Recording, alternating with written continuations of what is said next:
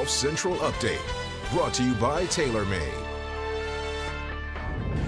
Kevin Kisner now joins us from his home in South Carolina. Not only is he a multiple winner on the PGA Tour, but he is also a player director on the PGA Tour Policy Board.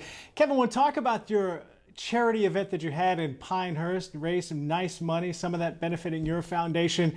Describe your enthusiasm to be out on the golf course, not only at Pinehurst, but I know at home as well, to get ready for the resumption of the PGA Tour. Hey, Todd, thanks for having me on. And I think we're all just excited to see some sense of normalcy returning. We're all excited to return to golf. I know it's going to be a different way of how we go about it, but we're excited to hopefully be the leaders of sport coming back together and doing it the healthiest and safest way. Let's talk about that. I mentioned your position as a player director on the policy board for the PGA Tour. When the tour presented the idea to you about resuming in June, what was your immediate reaction? Well, I knew it was going to be a new way. Obviously, we're going to have to go about it a new way. I thought as early as we started talking about June, I thought it was aggressive. As things have kind of, I would guess, chill out a little bit or flatten the curve, I think they had a pretty good time frame on when we can return to work. And obviously, it's going to be a lot different than any other way that we've done it in the past. But this is the new way we're going to have to do it to stay safe and get us all back to work. It's interesting you say that you thought it was aggressive to come back in June then when the announcement came out. But since then, a lot of communications between you and the tour and the rest of the tour members. How much more comfortable do you feel right now compared to that announcement heading into Colonial? I feel very comfortable. The first take that we did as player directors with the new protocols was a little bit tough for us to swallow at first, but as we worked through it and we had a lot of experts in the field come in and help advise us, I felt more and more comfortable, and finally we got to a place that we could present it to the pack, 16 guys on the PGA Tour that all unanimously voted yes to get back to work. So we're all comfortable doing it. What will be the biggest adjustment for you once play resumes and we get into this new normal on the PGA Tour? Well, for me, I think your routine is going to be completely different. We're used to having every amenity we ever needed at, right there at your disposal. When you show up at a tournament, you have a car waiting on you. You get to stay wherever you'd like. You show up at the course and know you have every amenity from food to, physical therapy to access to gyms. All that's going to be different. So I think everybody's going to have to learn a new way to go about preparing to play around on the PGA Tour. Interestingly, a memo was sent to you and PGA Tour members from Colonial and the Charles Schwab Challenge and the PGA Tour listing hotels to stay in, restaurants to go to, the protocols, a little more advanced information that they have given prior. Has that been at ease? Do you think every stone has now been unturned? I think they've done an incredible job of trying to figure out the best, safest way for us to get back to work. I feel like once we get in that bubble, we're going to be pretty daggum safe, as long as no one shows up with the coronavirus, which you got to be tested before you go in when you get there. So hopefully we all get there safe, and then we can begin our PGA Tour season and continue to provide a great product for TV and our fans. Kevin, this is a hypothetical, but as you mentioned, there will be a lot of testing there. But with that much testing and that many players and those on the grounds, there's a real possibility that somebody could test positive for COVID-19. Maybe one person testing positive can be managed, but if you've got 3 or 4 players or caddies that test positive, what's the reaction from the PGA Tour and the players? Well, we've asked that question, how many does it take until, it's unsafe or we have to stop? And I don't think we can put a number to that. Is 5 too many or is 3 too many? Or, I think we just have to use common sense, and we're going to all see how it goes down. This is first week. I think we're going to be pretty comfortable with our whole process. And, if something happens and a lot of people start testing positive, I imagine we're all going to be flying home.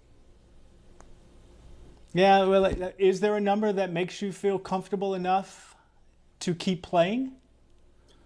Yeah, I'm not sure where I would stand on that, because it all depends on who that person is, and if they've been around, or if they've been in contact with a ton of us. I think the way we've set up our 4 layers of process to get to the golf course before you can even get to the golf course, I think we'll have a pretty good chance of catching that before it ever gets to that point. Well, let's hope it doesn't happen. There is, in trying to create a semblance of a bubble, there is travel to consider. The PGA Tour offering a charter to players and caddies. How will you travel to events early on your schedule? Well, I'm flying commercial to Dallas on Monday, June 8th. And I plan to take the charter week to week.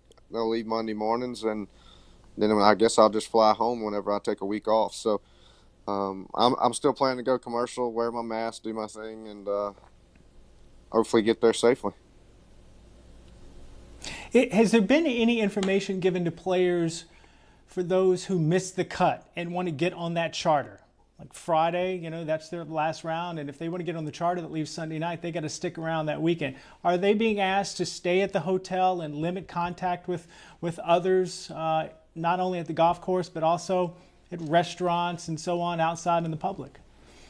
Yeah, everybody's advised us, limit contact, social distance. And that's the number one goal in all of this, is follow the CDC guidelines, and we should all be able to social distance. So if you miss a cut, I would expect that either you're going home or you're going to wait for that charter on Monday and stay in the same town. And I'm sure you'll be able to have access to continue to practice at the host site through the weekend. So, guys miss cuts all the time, and now with a coronavirus, everybody wants to make sure how we handle it. But guys are used to being able to handle that. I think they'll all stick around and stay till Monday.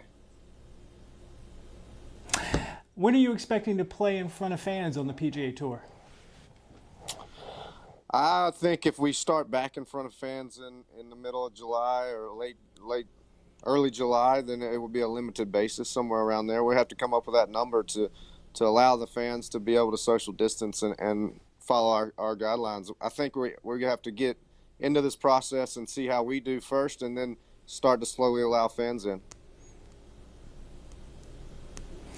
Kevin, I want to switch gears a bit to the Ryder Cup. Currently, you're 13th in the U.S. standings right now, and I know you'd like to be on your first Ryder Cup team. You played for the U.S. President's Cup team before. According to Rory, he made some news earlier this week. He said a majority of the players want to see the Ryder Cup pushed back a year, and he has a hunch that will happen if there are no fans. Where are you in regards to the Ryder Cup without fans? I don't think it'll happen without fans, Todd. It's such an integral part of the competition. I know I haven't been a part of it, the Ryder Cup, but being on a team competition, having that support from your fans is what it's all about. I just don't see a place where if they're not going to allow fans at the Ryder Cup, I think we'll have to come up with another solution to either push it back or get to a place where they're comfortable allowing fans. Finally, let's talk about you personally as you get back to playing on the PGA Tour. This has been obviously a disjointed season, and because of the way the schedule is now set up, have you had to reset goals, or do you continue on the path that you started this year with?